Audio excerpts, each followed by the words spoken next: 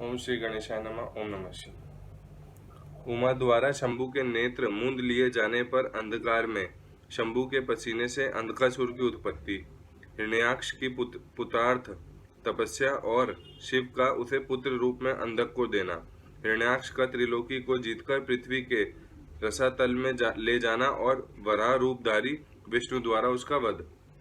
सनत कुमार जी कहते हैं, व्यास जी, अब जिस प्रकार अंधकासुर ने परमात्मा शंभु के गणाध्यक्ष पद को प्राप्त किया था, महेश्वर के उस मंगलमय चरित्र का श्रवण करो। मुनीश्वर, अंधकासुर ने पहले शिवजी के साथ बड़ा घोर संग्राम किया था, परंतु पीछे बारंबार सात्विक भाव के उद्रेक से उसने शंभु को प्रसन्न कर लिया, क्योंकि नाना प्रकार की लीलाएं करने वाले शंभु शरणागत रक्षक तथा परम भक्त वत्सल हैं। उनका महात्म्य परम अद्भुत है। व्यास जी ने कहा, ऐश्वर्यशाली मुनिवर, वह अंधक कौन था और भूतल पर किस वीर्यवान के कुल में उत्पन्न हुआ था? दैत्यों में प्रधान तथा महामन मनस्वी उस बलवान अंधक का स्वरूप कैसा था और वह किसका पुत्र था? उसने परम तेजस्वी शंभु की गणाध्यक्षता को कैसे प्राप्त किया था? यदि अंधक गणेश्वर हो गया तब तो वह परम धन्यवाद का पात्र है। सनत कुमार जी कहते हैं, मुने, पूर्व काल की बात है, एक समय भक्तों पर कृपा करने वाले तथा देवताओं के चक्रवर्ती सम्राट भगवान शंकर को विहार करने की इच्छा हुई। तब वे पार्वती और गणों को साथ ले अपने निवासभूत कैलाश पर्वत से चलकर काशीपुरी में आए। वहां उन्होंने उस पुरी को अपनी राजधानी बनाया और भैरव नामक वीर को उसका रक्षक नियुक्त किया। फिर पार्वती जी के साथ रहते हुए वे भक्तजनों को सुख देने वाले अनेक प्रकार की लीलाएं करने लगे। एक समय वे उसके वरदान के प्रभाववश अनेक वीराग्र गण्य गणेश्वरों और शिवा के साथ मंदराचल पर गए और वहां भी तरह तरह की क्रीड़ाएं करने लगे। एक दिन जब प्रचंड पराक्रमी कपदरी शिव मंदराचल की पूर्व दिशा में बैठे थे, उसी समय गिरिजा ने नर्म की क्रीड़ावश उनके नेत्र बंद कर दिए। इस प्रकार जब पार्वती ने मूंगे, सुवर्ण और कमल की प्रभाव अपने कर कमलों से हर के नेत्र बंद कर दिए, तब उनके नेत्रों के मूंदे जाने पर वहां क्षण भर में ही घोर अंधकार फैल गया। पार्वती के हाथों का महेश्वर के शरीर से स्पर्श होने के कारण शंभु की ललाट में स्थित अग्नि से संतप्त होकर मदजल प्रकट हो गया और जल की बहुत सी बूंदें टपक पड़ी। तदनंतर उन बूंदों ने एक गर्भ का रूप धारण कर लिया। उससे एक ऐसा जीव प्रकट हुआ जिसका मुख विकराल था।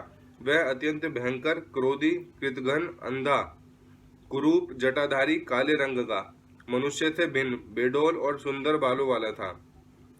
उसके कंठ से घोर घरघर शब्द निकल रहा था।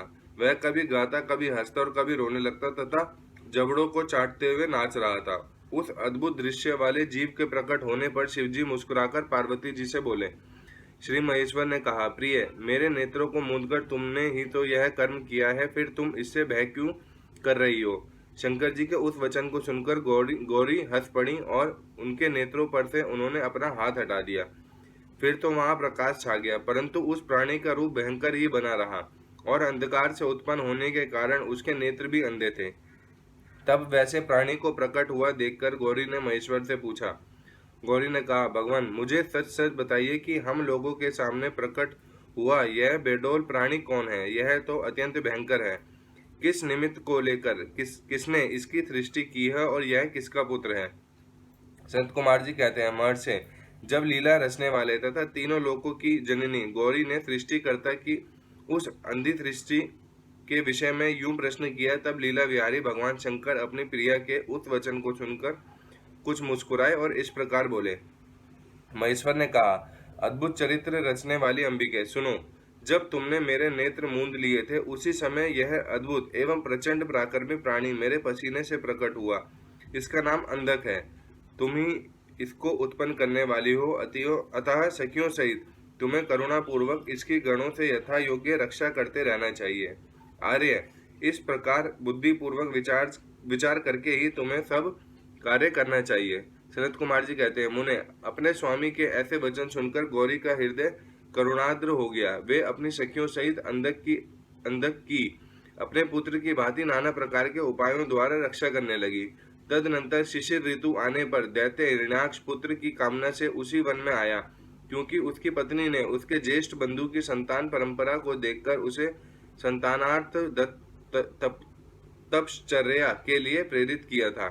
वहां कश्यप नंदन हिरण्याक्ष वन का आश्रय ले पुत्र प्राप्ति के लिए घोर तप करने लगा। उसके मन में महेश्वर के दर्शन की इच्छा थी, अतः वह क्रोध आदि दोषों को अपने काबू में करके ठूंठ की भांति निश्चल होकर समाधिस्थ हो गया। द्विजेंद्र, तब जिसकी ध्वजा में वृष का चिन्ह वर्तमान है तथा जो पिनाक धारण करने वाले हैं, वे महेश उसकी तपस्या से पूर्णतः प्रसन्न होकर उसे वर प्रदान करने के लिए चले और उस स्थान पर पहुंचकर दैत्य प्रवर हिरण्याक्ष से बोले। महेश ने कहा, दैत्यनाथ, अब तू अपनी इंद्रियों का विनाश मत कर। किस लिए तूने इस व्रत का आश्रय लिया है? तू अपना मनोरथ तो प्रकट कर। मैं वरदाता शंकर हूँ, अतः तेरी जो अभिलाषा होगी वह सब मैं तुझे प्रदान करूंगा। सनत कुमार जी कहते हैं, महर्षि, महेश्वर के उस सरस वचन को सुनकर दैत्यराज हिरण्याक्ष परम प्रसन्न हुए। उसने गिरीश के चरणों में नमस्कार करके अनेक प्रकार से उनकी स्तुति की। फिर वे अंजलि बांधे सिर झुकाकर कहने लगे। हिरण्याक्ष ने कहा, चंद्रभाल, मेरे उत्तम पराक्रम संपन्न तथा दैत्य कुल के अनुरूप कोई पुत्र नहीं है, इसलिए मैंने इस व्रत का अनुष्ठान किया है। देवेश, मुझे परम बलशाली पुत्र दीजिए। सनत कुमार जी कहते हैं, मुने, दैत्यराज के उस वचन को सुनकर कृपालु शंकर प्रसन्न हो गए और उससे बोले, दैत्याधीप, तेरे भाग्य में तेरे वीर्य से उत्पन्न होने वाला पुत्र तो नहीं लिखा है, किंतु मैं तुझे एक पुत्र देता हूँ। मेरा एक पुत्र है जिसका नाम अंधक है। वह तेरे ही समान पराक्रमी और अजय है। तू संपूर्ण दुखों को त्याग कर उसी को पुत्र रूप से वर्ण कर ले और इस प्रकार पुत्र प्राप्त कर ले। सनत कुमार जी कहते हैं, महर्षि, उससे यूं कहकर गौरी के साथ विराजमान उन महात्मा भूतनाथ त्रिपुरारी शंकर ने प्रसन्न होकर हिरण्याक्ष को वह पुत्र दे दिया।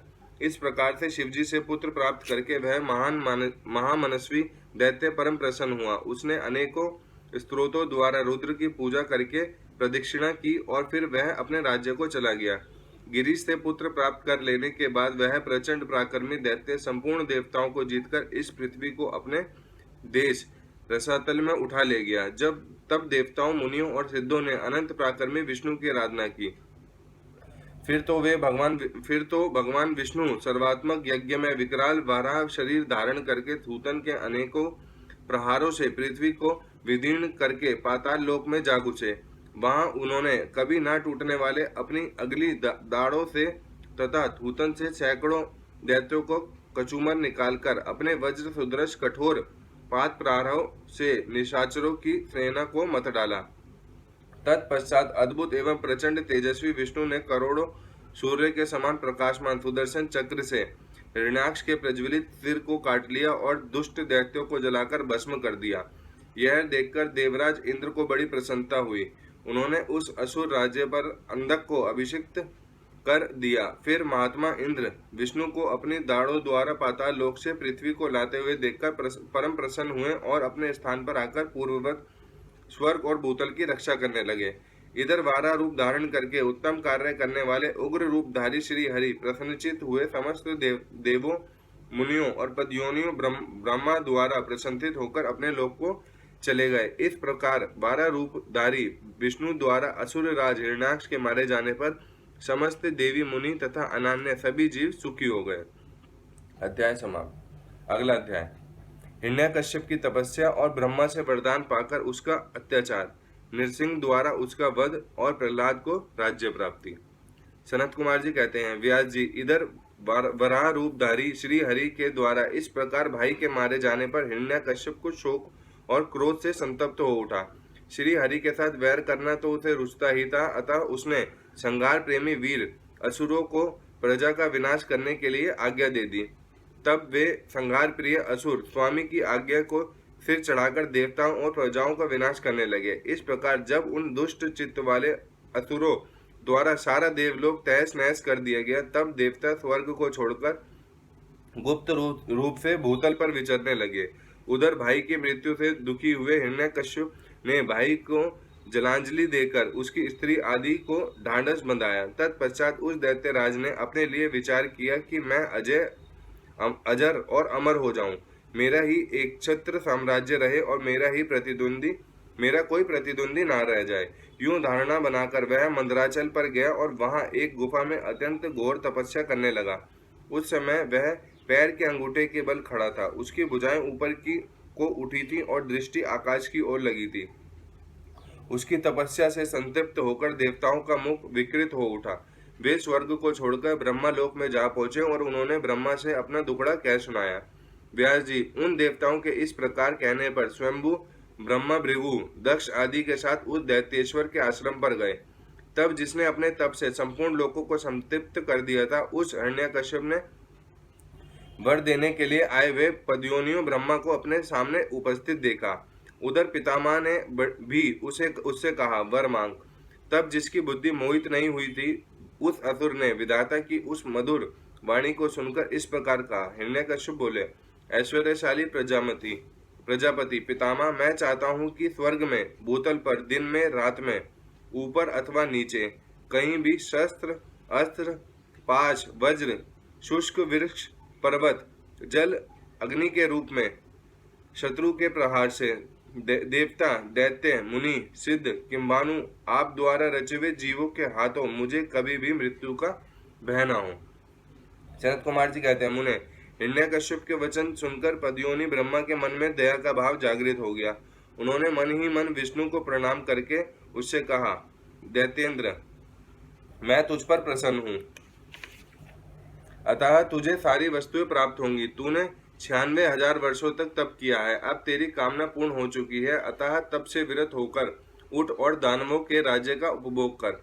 ब्रह्मा की वाणी सुनकर हिरण्यकश्यप का मुख प्रसन्नता से खिल उठा। इस प्रकार जब पितामह ने उसे दानव राज्य पर अभिषिक्त कर दिया, तब वह उन्मत्त हो उठा और त्रिलोकी को नष्ट करने का विचार करने लगा। फिर तो उसने संपूर्ण धर्मों का उच्छेद करके संग्राम में समस्त देवताओं को भी जीत लिया। तब देवता भागकर विष्णु के पास पहुंचे। वहां श्री हरि ने देवताओं और मुनियों को की दुख गाथा सुनकर उन्हें आश्वासन दिया और शीघ्र ही उस दैत्य के वध करने का वचन दिया। तब देवता अपने स्थान को लौट गए। तदनंतर महात्मा विष्णु ने ऐसा रूप धारण किया जो आधा सिंह और आधा मनुष्य का था।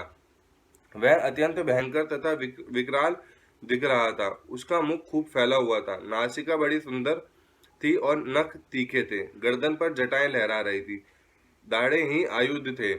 उससे करोड़ों सूर्य के समान प्रभा छिटक रही थी और उसका प्रभाव प्रलयकालीन अग्नि के सदृश था। अधिक कहाँ तक कहा जाए, वह रूप जगन्मय था। इसी रूप से वे भगवान भास्कर के अस्ताचल की शरण लेने पर असुरों की नगरी में प्रविष्ट हुए। उन अतुल प्रभावशाली नरसिंह को देखकर सभी दैत्य एक साथ उन पर टूट पड़े। तब उन अद्भुत पराक्रमी नरसिंह ने महाबली दैत्यों के साथ युद्ध करके बहुतों को मार डाला और बहुतों को पकड़कर तोड़ मरोड़ दिया। फिर वे उस नगर में घूमने लगे। तब उन सर्वमय सिंह को देखकर दैत्यराज के पुत्र प्रहलाद ने राजा से कहा, यह मृगेंद्र तो जगन्मय दिख रहा है, यह यहाँ किस लिए आया है? प्रहलाद ने पुनः कहा, पिताजी, मुझे तो ऐसा प्रतीत हो रहा है कि ये भगवान अनंत हैं और नरसिंह का रूप धारण करके आपके नगर में प्रविष्ट हुए हैं, क्योंकि मुझे इनकी मूर्ति बड़ी विकराल दिख रही है। अतः आप युद्ध से हटकर इनकी शरण में जाइए। इनसे बढ़कर त्रिलोकी में दूसरा कोई योद्धा नहीं है, इसलिए आप इन मृगेंद्र के सामने झुककर अपना राज्य का उपभोग कीजिए। अपने पुत्र की बात सुनकर उस दुरात्मा ने कहा, बेटा, क्या तू भयभीत हो गया है? अपने पुत्र से यूं कहकर दैत्यों के अधिपति राजा हिरण्यकश्यप ने महाबली दैत्यों को आज्ञा देते हुए कहा, वीरो, तुम लोग इस बेडोल, भ्रुकुटी और नेत्र वाले सिंह को पकड़ लो। तब स्वामी की आज्ञा से उन मृगेंद्र को पकड़ने की इच्छा से वे सभी बड़े बड़े दैत्य रणभूमि में घुसे, परंतु जैसे रूप की अभिलाषा से अग्नि में प्रवेश करने वाले पतंगे जल भुन जाते हैं, उसी तरह वे सबके सब क्षण भर में ही जलकर भस्म हो गए। दैत्यों के दग्ध हो जाने पर वह दैत्यराज संपूर्ण शस्त्र, अस्त्र, शक्ति, सृष्टि, पाश, अंकुश और पावक आदि से उन मृगेंद्र के साथ लोहा लेता रहा। इस प्रकार बहुत काल तक भयानक युद्ध हुआ। अंत में उन नरसिंह ने वज्र के समान कठोर अपने अनेकों भुजाओं से उस दैत्य को पकड़ लिया और उसे अपने जानाओं पर लिटाकर दानवों के मर्म के विदीर्ण करने वाले नखुंकारों से उसकी छाती चीर डाली तथा खून के से लथपथ हुए उसके हृदय कमल को निकाल लिया। फिर तो उसी क्षण उसके प्राण पखेरु उड़ गए। तब भगवान नरसिंह ने बारंबार के आघात से जिसके सारे अंग चूर चूर हो गए थे, उस समय काष्ठभूत दैत्य को छोड़ दिया। उस समय उस देव शत्रु के मारे जाने पर उन्हें बड़ी प्रसन्नता हुई। उसी अवसर पर प्रहलाद ने आकर उनके चरणों में सिर झुकाया। तब अद्भुत पराक्रमी विष्णु ने प्रहलाद को बुलाकर उन्हें दैत्यों के राज्य पर अभिषिक्त कर दिया और स्वयं अतिकृत गति को प्राप्त हो गए, अर्थात अंतर्ध्यान हो गए। तदनंतर पितामह आदि समस्त सुरेश्वर परम प्रसन्न हो अपना कार्य सिद्ध करने वाले पूजनीय भगवान विष्णु को उसी दिशा में प्रणाम करके अपने अपने धाम को चले गए। विप्रवर, प्रसंगवश मैंने रुद्र से अंधक की उत्पत्ति, वराह से हिरण्याक्ष की मृत्यु, नरसिंह के हाथों उसके भाई का विनाश और प्रहलाद की राज्य प्राप्ति का वर्णन कर दिया। द्विश्रेष्ठ, अब मैं शिव की कृपा से प्राप्त हुए अंधक के प्रभाव का, शंकर जी के साथ उसके युद्ध का और पीछे जिस प्रकार उसे महेश के गणाध्यक्ष पद की प्राप्त हुई उस कथा का वर्णन करता हूँ, सुनो। अध्याय समाप्त। अगला अध्याय। भाइयों के उपालंब से अंधक का तप करना और वर पाकर त्रिलोकी को जीतकर स्वेच्छा में प्रवृत्त होना, उसके मंत्रियों द्वारा शिव परिवार का वर्णन, पार्वती के सौंदर्य पर मोहित होकर अंधक का वहां जाना और नंदीश्वर के साथ युद्ध, अंधक के प्रहार से नंदीश्वर की मूर्छा, पार्वती के आह्वान से देवियों का प्रकट होकर युद्ध करना, शिव का आगमन और युद्ध, शिव द्वारा शुक्राचार्य का निकला जाना, शिव की प्रेरणा से विष्णु का काली रूप धारण करके दानवों के रक्त का पान करना, शिव का अंधक को अपने त्रिशूल में पिरोना और युद्ध की समाप्ति। सत कुमार जी कहते हैं, मुनिवर, एक समय हिरण्याक्ष का पुत्र अंधक अपने भाइयों के साथ विहार में संलग्न था। उसी समय उसके कामासक्त मदांध भाइयों ने उससे कहा, अरे अंधे, तुम्हें तो अब राज्य से क्या प्रयोजन है। हिरण्याक्ष तो मूर्ख था, जो उसने घोर तप द्वारा शंकर जी को प्रसन्न करके तुम जैसे कुरूप, बेडोल, कली प्रिय और नेत्रहीन को प्राप्त किया। ऐसे तुम राज्य के भागी तो हो नहीं सकते, क्योंकि भला तुम ही विचार करो कि कहीं दूसरे से उत्पन्न हुआ पुत्र भी राज्य पाता है। सच पूछो तो निश्चय ही इस राज्य के भागी हम ही लोग हैं। सनत कुमार जी कहते हैं, मुने, उन लोगों की वह बात सुनकर अंधक दीन हो गया। फिर उसने स्वयं ही बुद्धि पूर्वक विचार करके तरह तरह की बातों से उन्हें शांत किया और रात के समय वह निर्जन वन में चला गया। वहां उसने हजारों वर्षों तक घोर तप करके अपने शरीर को सुखा डाला और अंत में उस शरीर को अग्नि में होम देना चाहा। तब ब्रह्मा जी उसे वैसा करने से रोकर कहा, दानव, अब तू वर मांग ले। सारे संसार में जिस दुर्लभ वस्तु को प्राप्त करने की तेरी अभिलाषा हो उसे तू मुझसे ले ले। पद्योनी ब्रह्मा के वचन सुनकर वह दैत्य दीनता एवं नम्रता पूर्वक कहने लगा, भगवान, जिन निष्ठुरों ने मेरा राज्य छीन लिया है वे सब दैत्य आदि मेरे वृत्तियों हो जाएं, मुझ अंधे के दिव्य चक्षु प्राप्त हो जाएं, इंद्र आदि देवता मुझे कर दिया करें और देवता, दैत्य, गंधर्व, यक्ष, नाग, मनुष्य, दैत्यों के शत्रु नारायण, सर्वमय शंकर तथा अन्य किन्हीं भी प्राणियों से मेरी मृत्यु न हो। उसके उस अत्यंत दारुण वचन को सुनकर ब्रह्मा जी सशंकित हो उठे और उससे बोले। ब्रह्मा जी ने कहा, दैत्येंद्र, ये सारी बातें तो हो जाएंगी, किंतु तू अपने विनाश का कोई कारण भी तो स्वीकार कर ले, क्योंकि जगत में कोई ऐसा प्राणी ना हुआ है ना आगे होगा ही जो काल के गाल में ना गया हो। फिर तुझ जैसे सत्पुरुषों को तो अत्यंत लंबे जीवन का विचार त्याग ही देना चाहिए। ब्रह्मा के इस अनुनय भरे वचन को सुनकर वह दैत्य पुनः बोला। अंधक ने कहा, प्रभु, तीनों कालों में जो उत्तम, मध्यम और नीच नारियां होती हैं, उन्हीं नारियों में तो कोई रत्नभूता नारी मेरी भी जननी होगी। वह मनुष्य लोक के लिए दुर्लभ तथा शरीर, मन और वचन से भी अगम्य है। उसमें राक्षस भाव के कारण जब मेरी काम भावना उत्पन्न हो जाए तभी मेरा नाश हो। उसकी बात सुनकर स्वयंभू भगवान ब्रह्मा को महान आश्चर्य हुआ। वे शंकर जी के चरण कमलों का स्मरण करने लगे। तब शंभू की आज्ञा पाकर वे उस अंधक से बोले। ब्रह्मा जी ने कहा, दैत्यवर, तू जो कुछ चाहता है तेरे वे सभी सकाम वचन पूर्ण होंगे। दैत्येंद्र, अब तू उठ, अपना अभिष्ट प्राप्त कर और सदा वीरों के साथ युद्ध करता रहे। मुनीश, हिरण्याक्ष पुत्र अंधक के शरीर में नसें और हड्डियां ही शेष रह गई थी। वह ब्रह्मा के ऐसे वचन को सुनकर शीघ्र ही भक्ति पूर्वक उन लोकेश्वर के चरणों में लौट गया और इस प्रकार बोला। अंधक ने कहा, विभो, जब मेरे शरीर में नसें और हड्डियां मात्र ही शेष रह गई हैं, तब भला इस देह से शत्रु सेना में प्रवेश करके मैं कैसे युद्ध कर सकूंगा। अतः अब आप अपने पवित्र हाथ से मेरा स्पर्श करके इस शरीर को मांसल बना दीजिए। सनत कुमार जी कहते हैं, महर्षि, अंधक की प्रार्थना सुनकर ब्रह्मा जी ने अपने हाथ से उसके शरीर का स्पर्श किया और फिर वे मुनिगणों तथा सिद्ध समूहों से भलीभांति पूजित हो देवताओं के साथ अपने धाम को चले गए। ब्रह्मा के स्पर्श करते ही उस दैत्यराज का शरीर भरा पूरा हो गया, जिससे उसमें बल का संचार हो आया और नेत्रों के प्राप्त हो जाने से वह सुंदर दिखने लगा। तब उसने प्रसन्नता पूर्वक अपने नगर में प्रवेश किया। उस समय प्रहलाद आदि श्रेष्ठ दानवों ने जब उसे वरदान प्राप्त करके आया हुआ जाना, तब वे सारा राज्य उसे समर्पित करके उसके वशवर्ती भृत्य हो गए। तदनंतर अंधक सेना और भृत्य वर्ग को साथ ले स्वर्ग को जीतने के लिए गया। वहां संग्राम में समस्त देवताओं को पराजित करके उसने वज्रधारी इंद्र को अपना करत बना लिया। उसने यत्र तत्र बहुत सी लड़ाइयां लड़कर नागों, सुपर्णों, श्रेष्ठ राक्षसों, गंधर्वों, यक्षों, मनुष्यों, बड़े बड़े पर्वतों, वृक्षों और सिंह आदि समस्त चौपायों को भी जीत लिया। यहाँ तक कि उसने चराचर त्रिलोकी को अपने वश में कर लिया। तदनंतर वह रसातल में, भूतल पर तथा स्वर्ग में जितनी सुंदर रूप वाली नारियां थी, उनमें से हजारों को जो अत्यंत दर्शनीय तथा अपने अनुकूल थी साथ लेकर विभिन्न पर्वतों पर, नदियों के रमणीय तटों पर विहार करने लगा। दैत्यराज अंधक सदा दुष्टों के ही संग करता था। उसकी बुद्धि मद से अंधी हो गई थी, जिससे उस मूढ़ को इसका कुछ भी ज्ञान नहीं रह गया कि परलोक में आत्मा को सुख देने वाला भी कोई कर्म करना चाहिए। इस प्रकार वह महामनस्वी दैत्य उन्मत्त हो अपने सारे प्रधान पुत्रों को कुतर्कवाद से पराजित करके दैत्यों सहित संपूर्ण वैदिक धर्मों का विनाश करता हुआ विचरण करने लगा। वह धन के मद से अभिभूत हो वेद, देवता, ब्राह्मण और गुरु आदि किसी को भी नहीं मानता था।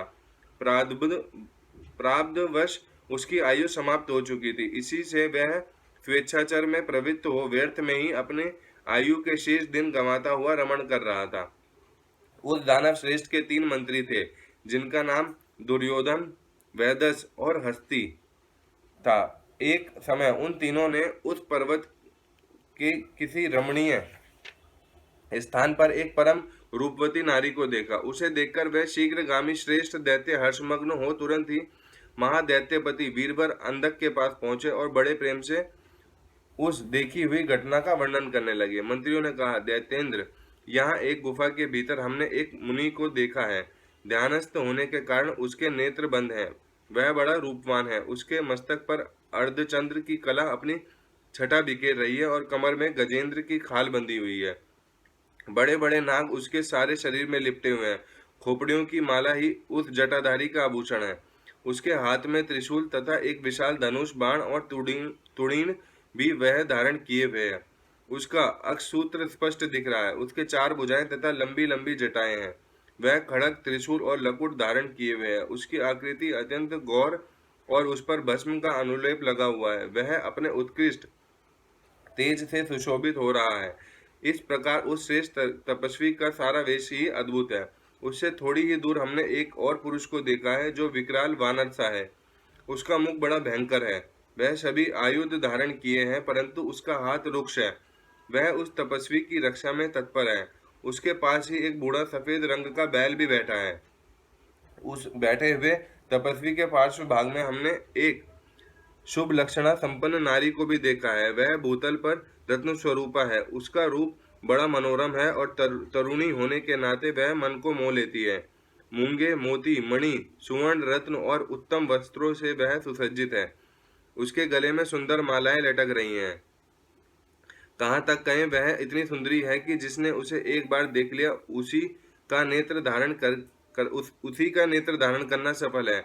उसे फिर इस लोक में अन्य वस्तुओं को देखने का क्या प्रयोजन। वह दिव्य नारी पुण्यात्मा मुनिवर महेश की मान्य एवं प्रियतमा भार्या है। दैत्येंद्र, आप तो उत्तमोत्तम रत्नों का उपभोग करने वाले हैं, अतः उसे यहाँ बुलवाकर देखिए। वह आपके भी देखने योग्य है। सनत कुमार जी कहते हैं, मुनि श्रेष्ठ, मंत्रियों के उन वचनों को सुनकर दैत्यराज अंधक कामातुर हो उठा। उसके सारे शरीर में कंप छा गया। फिर तो उसने तुरंत ही दुर्योधन आदि को उस मुनि के पास भेजा। मंत्रियों ने वहां जाकर मुनीश्वर के प्रणाम करके उनसे अंधकासुर का संदेश कहा। तथा बदले में शिवजी का उत्तर सुनकर वे लौटकर अंधक से बोले। मंत्रियों ने कहा, राजन, आप तो संपूर्ण दैत्यों के स्वामी हैं, फिर भी उस महान पराक्रमी वीरवर तपस्वी मुनि ने अपनी बुद्धि से त्रिलोकी को तृण के समान समझकर हंसते हुए आपके लिए ऐसी बात कही है। उस निशाचर का शौर्य और धैर्य अस्थिर है। वह दानव, कृपण, सत्वहीन, क्रूर, कृतघ्न और सदा ही पाप कर्म करने वाला है। क्या उसे सूर्यपुत्र यम का भय नहीं है? कहाँ तो मैं, मेरे दारुण शस्त्र और मृत्यु को भी संत्रस्त कर देने वाला युद्ध, और कहाँ वह वानर का सा मुख वाला डरपोक निशाचर जिसके सारे अंग बुढ़ापे से जर्जर हो गए हैं? कहाँ मेरा यह स्वरूप और कहाँ तेरी मंदभाग्यता? तेरी सेना भी तो नहीं के बराबर है। फिर भी यदि तुझ में कुछ सामर्थ्य हो तो युद्ध के लिए तैयार हो जा और आकर कुछ अपनी करतूत दिखा। मेरे पास तुझ जैसे पापियों का विनाश करने वाले वज्र शरीर का भयंकर शस्त्र हैं, और तेरा शरीर तो कमल के समान कोमल है। ऐसी दशा में विचार करके तुझे जो रुचिकर प्रतीत हो वह कर। शरद कुमार जी कहते हैं, मुनिवर, मंत्रियों की बात सुनकर माता पार्वती पर मोहित हुआ वह कामांध राक्षस विशाल सेना लेकर चल दिया और वहां पहुंचकर नंदीश्वर से युद्ध करने लगा। बड़ा भयानक युद्ध हुआ। उस समय युद्धस्थल में चर्बी, मज्जा, मांस और रक्त की कीच मच गई। वहां सिर कटे हुए धड़ नाच रहे थे और कच्चा मांस खाने वाले जानवर चारों ओर व्याप्त हो गए थे, जिससे बड़ा भयंकर लग रहा था। थोड़ी ही देर में दैत्य भाग खड़े हुए।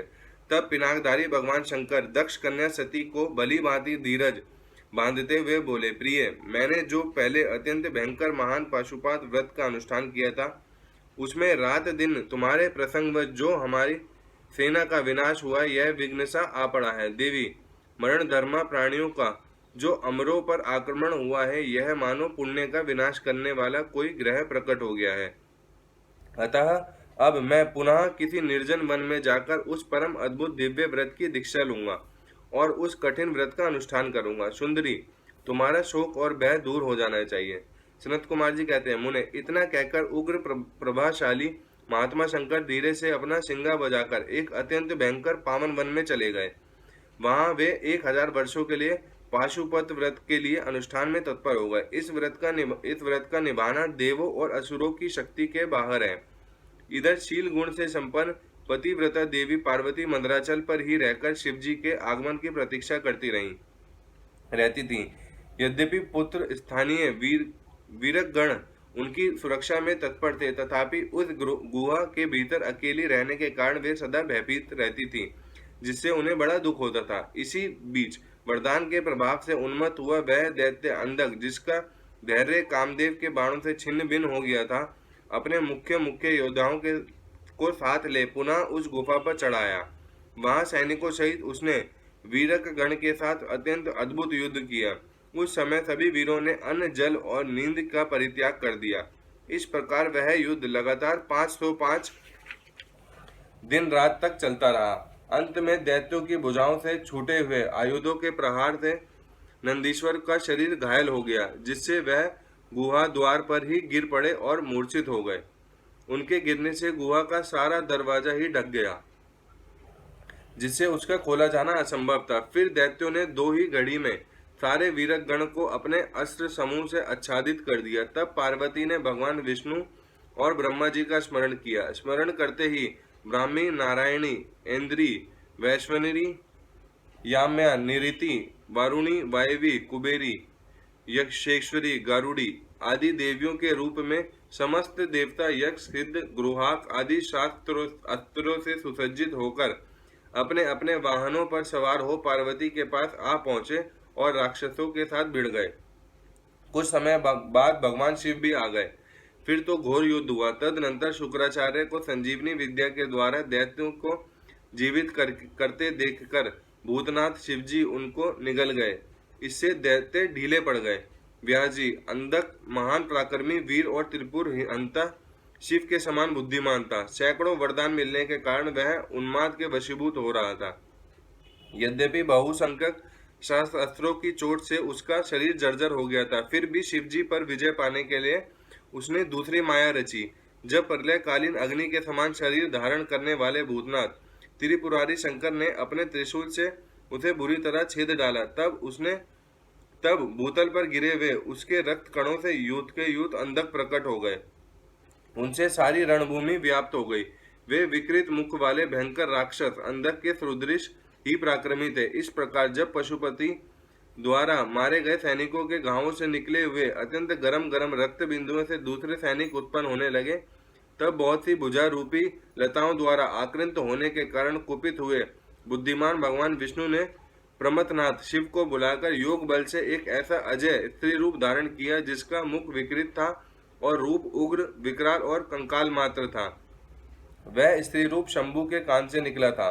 जब उन देवी ने रणभूमि में उपस्थित हो अपने युगल चरणों से पृथ्वी को अलंकृत किया, तब सभी देवता उनकी स्तुति करने लगे। तत्पश्चात भगवान ने उनकी बुद्धि को प्रेरित किया।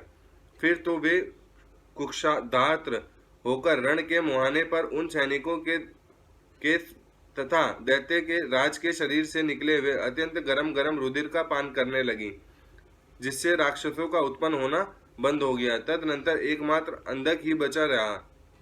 यद्यपि उसके शरीर का रक्त सूख गया था, तथापि वह अपने कुलोचित सनातन शाक्त धर्म का स्मरण करके अविनाशी भगवान शंकर के साथ भयंकर थप्पड़ों से, वज्र सुदृढ़ जानाओं और चरणों से, वज्राकर नखों से, मुख, भुजा और सिरों से संग्राम करता रहा। तब प्रमथनाथ शिव ने रणभूमि में उसका हृदय विदीर्ण करके उसे शांत कर दिया। फिर त्रिशूल भोंककर उसे स्थाणु के समान ऊपर को उठा लिया। उसका जर्जर शरीर नीचे को लटक रहा था। सूर्य की किरणों ने उसे सुखा दिया। पवन के झोंकों से युक्त मेघों ने मूसलाधार जल बरसाकर उसे गीला कर दिया। हिमखंड के समान शीतल चंद्रमा की किरणों ने उसे विशीर्ण कर दिया। फिर भी उस दैत्य राज ने अपने प्राणों का परित्याग नहीं किया। उसने विशेष रूप से शिवजी का सत्वन किया। तब करुणा के अगाध सागर शंभु प्रसन्न हो गए और उन्होंने उसे प्रेम पूर्वक गणाध्यक्ष का पद प्रदान कर दिया। तत्पश्चात युद्ध के समाप्त हो जाने पर लोकपालों ने नाना प्रकार के सार गर्भित स्त्रोतों द्वारा विधि पूर्वक शिवजी की अर्चना की और हर्षित हुए ब्रह्मा, विष्णु आदि देवों ने गर्दन झुकाकर उत्तमोत्तम स्तुतियों द्वारा उनका सत्वन किया। फिर जय जयकार करते हुए वे आनंद मनाने लगे। तदनंतर शिवजी उन सबको साथ लेकर आनंद पूर्वक गिरिराज की गुफा को लौट आए। वहां उन्होंने अपने ही अंशभूत पूजनीय देवताओं को नाना प्रकार की भेंट समर्पित करके उन्हें विदा किया और स्वयं प्रमुदित हुई गिरिराज कुमारी के साथ उत्तमोत्तम लीलाएं करने लगे। अध्याय समाप्त। ओम नमः शिवाय।